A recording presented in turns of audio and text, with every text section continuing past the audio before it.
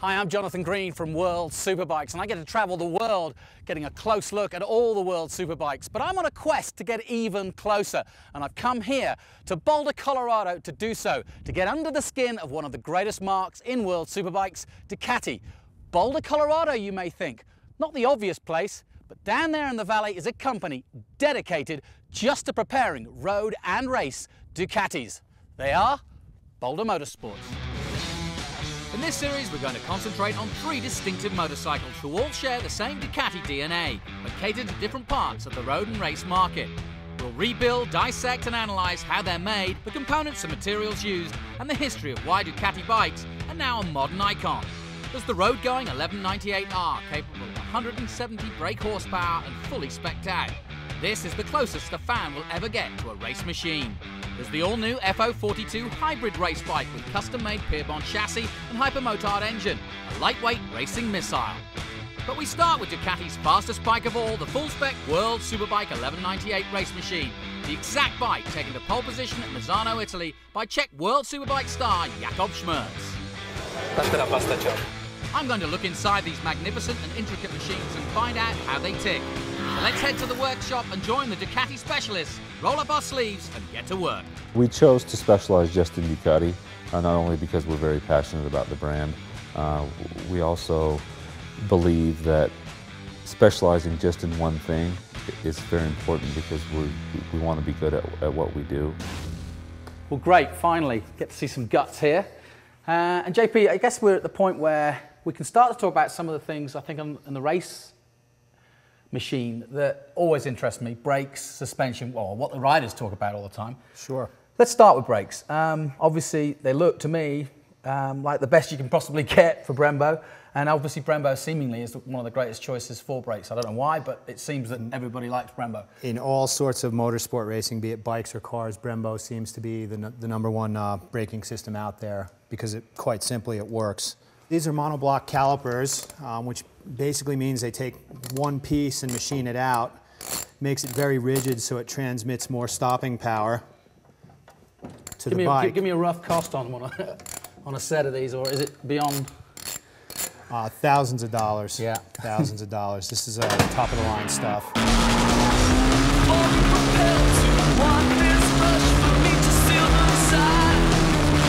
What's the most important factor? Is it the pads? Is it the It's a bit of everything. It's a combination of the caliper itself. These utilize two different diameter pistons. They use 34 and 38 millimeter pistons. The reason being for that is that instead of getting all the power all at once, they feed in more progressively, so it gives the rider a better feel of what the front end is doing.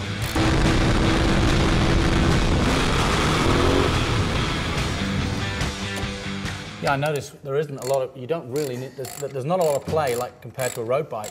When you put the brake on here, it's a tiny movement. No, these guys are braking really late, so they need everything to come in fast, to go into a corner late, you know, to try and outbrake the competition.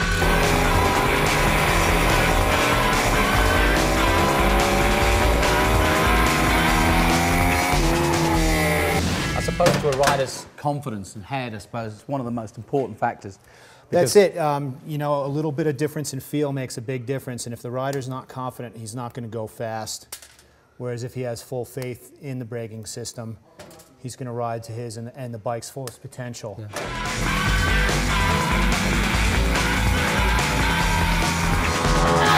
Tell us a little bit more about how he gets to that point of putting that brake on and applying the pressure.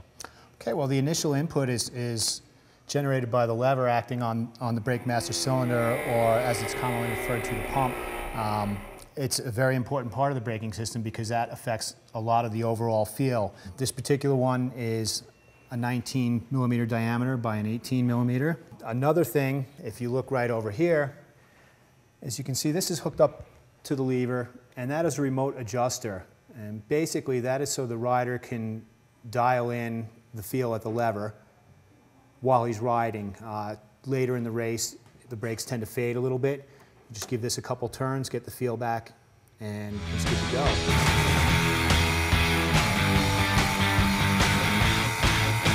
Well, clearly we're running these bikes as fast as we possibly can, and that means heat, and that means the cooling system, all important. Absolutely. With the spec that these motors are built too. They generate a lot of heat, and heat is the enemy of longevity and horsepower, so we want to keep them as cool as possible. There's a few ways we go about that.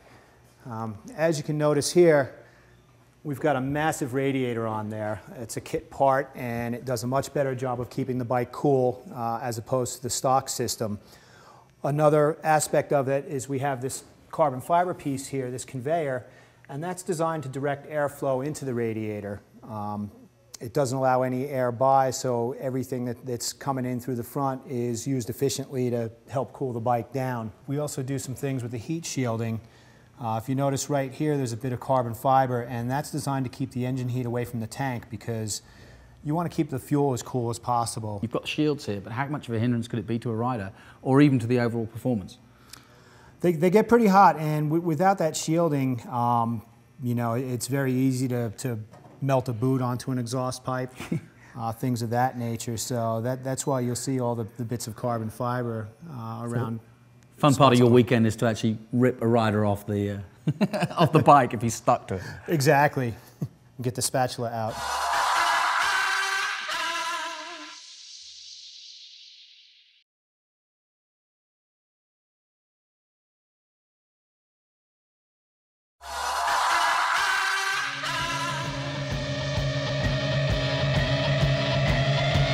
Ducati are not only the most successful manufacturer in the history of world superbikes, there's an iconic mystique surrounding all things Ducati.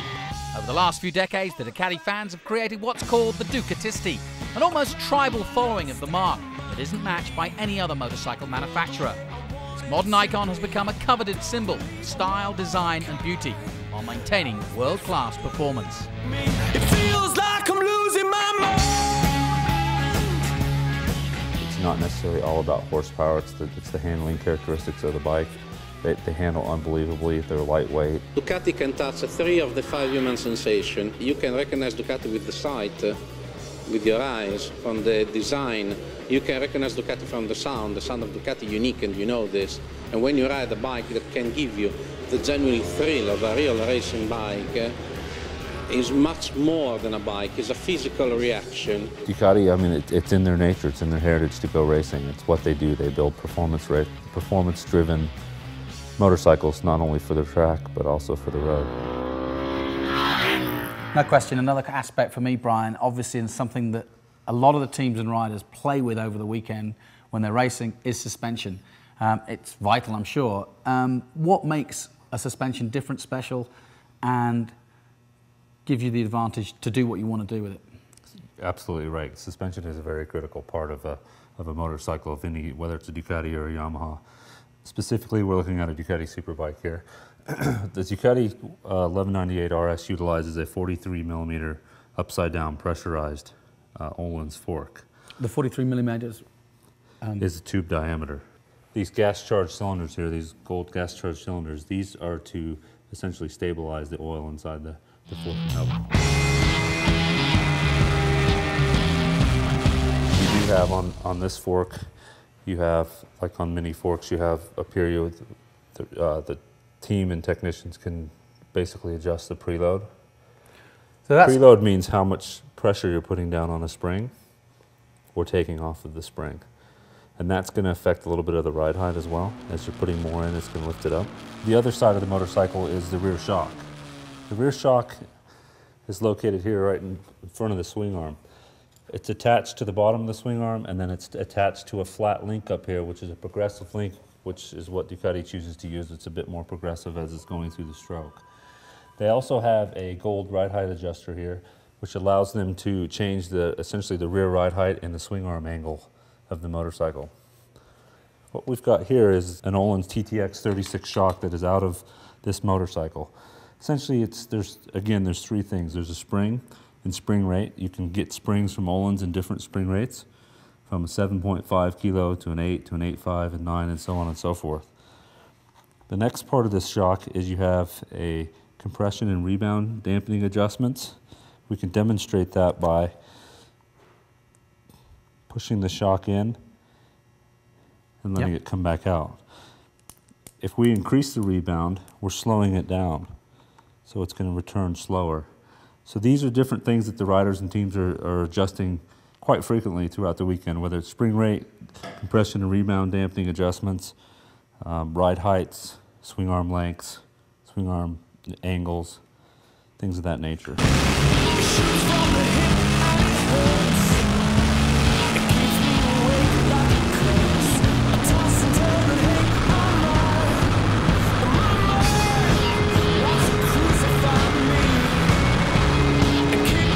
Obviously, the fascination this year, as it's been growing every year, is the electronics. It's now becoming a huge part of racing motorcycles, both in MotoGP and World Superbikes.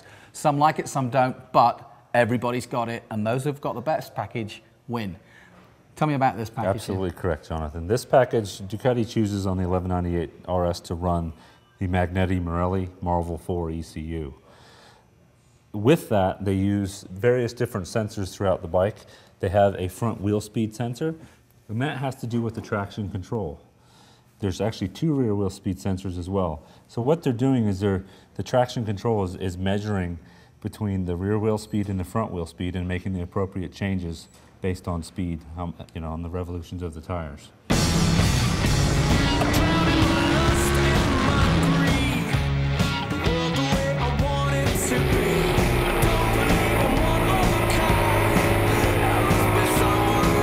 Okay, on the rear shock they use what's called a potentiometer. The potentiometer essentially measures the speed and the distance that the shock is moving through, you know, through different corners in the tracks and bumps, so on and so forth. It's measuring the overall speed and length. Where does all that information go? That information is transformed up into the ECU, into the data logger, and then upon returning to the box or the garage after the session, plugging in, downloading the data, deciphering what they need to do, what changes they need to make, what the rider wants. Can you overdo it sometimes on the amount of information that you've got at your capability? That's a good question. I think honestly that the more data that you can extract from this bike, the better the bike's going to get throughout the year. So yeah, I know some riders don't necessarily like all the electronics, but I think from an engineering sort of standpoint, it's good to have all that data to really understand and focus in on what the bike's really doing.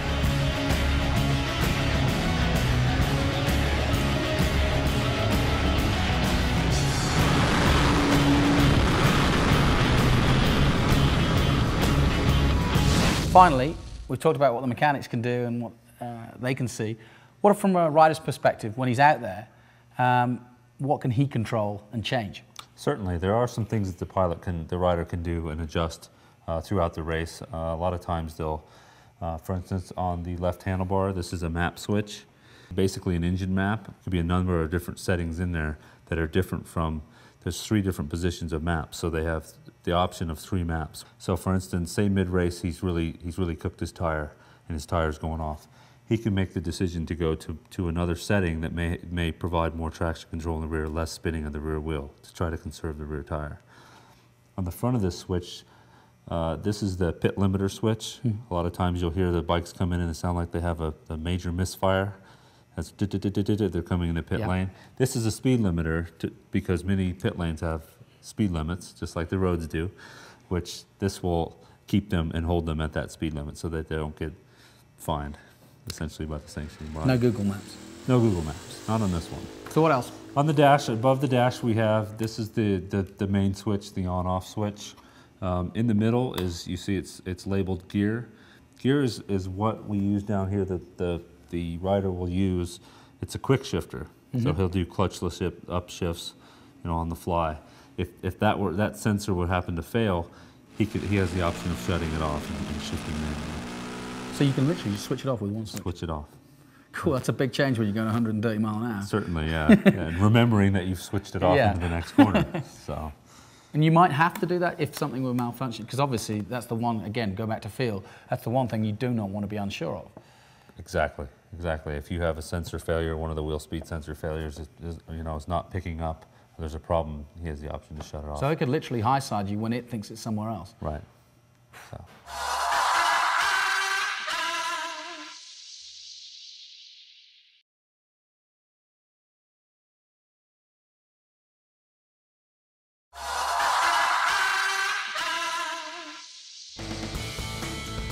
Welcome back. Now, while we're taking our time to undress our race bike in the workshop, a At a race weekend, the factory Ducati team can rebuild a bike in less than an hour and a half, getting back on track for the next session.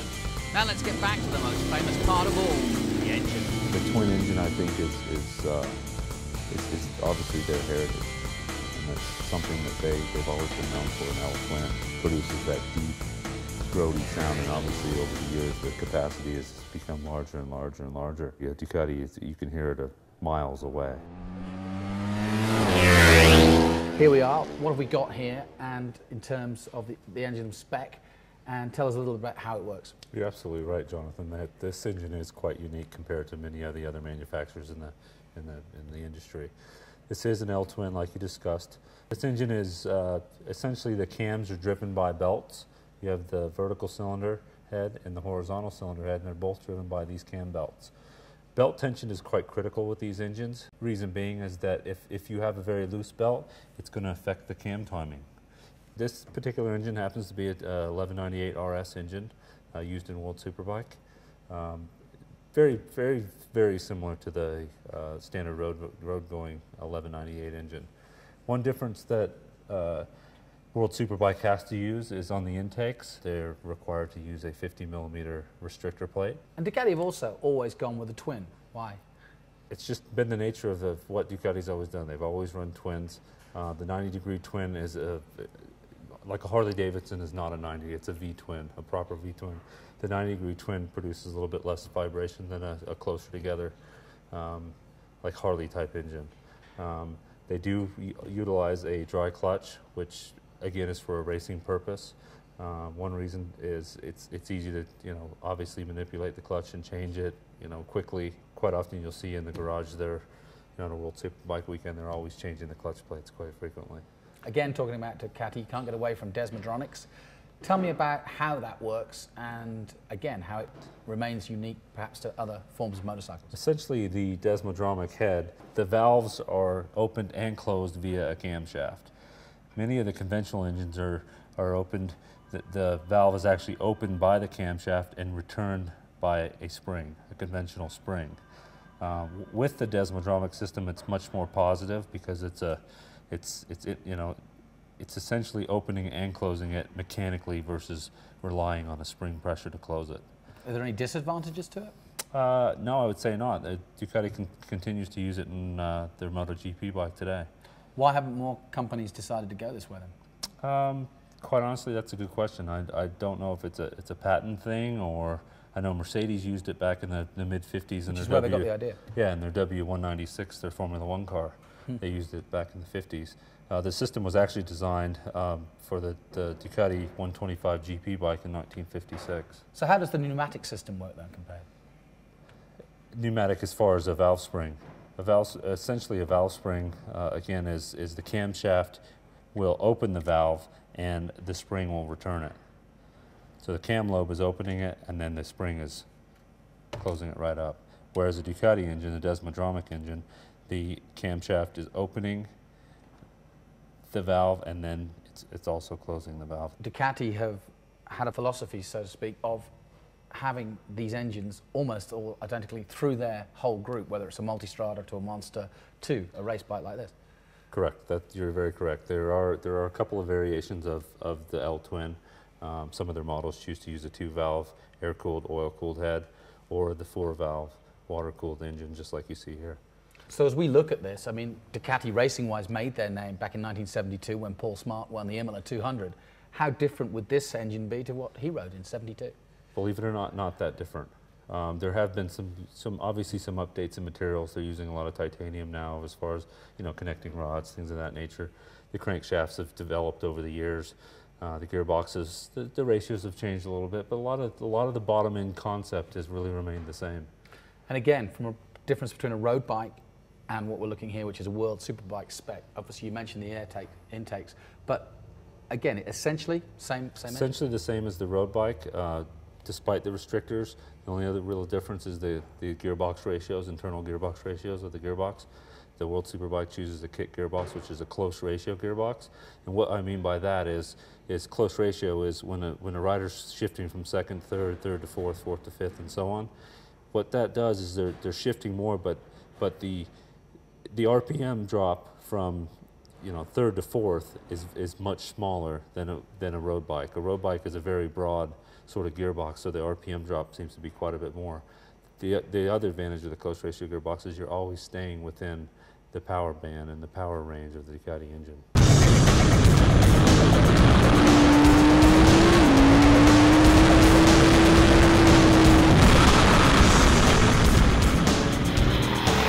For us mere mortals, I'm never going to put my leg over a Troy Bayliss bike and start roaring off into the distance, or Noriyuki Haga's.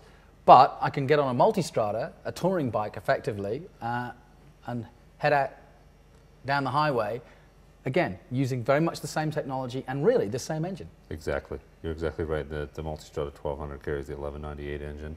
They have made some revisions to valve angles in it to make it a little bit smoother on the bottom end, but it is essentially a replica of this engine, almost the same thing.